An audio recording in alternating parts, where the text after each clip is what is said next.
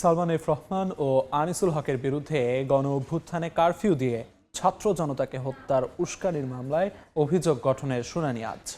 আন্তর্জাতিক অপরাধ ট্রাইব্যুনাল 1-এ শুনানি অনুষ্ঠিত হবে।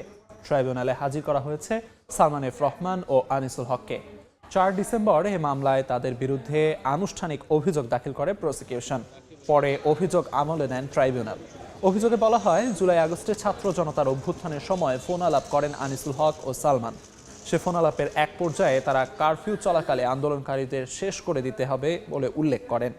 তাদের এই বক্তব্য হত্যাকাণ্ডে উস্কানি হিসেবে কাজ করেছে বলে অভিযোগ প্রসিকিউশনের।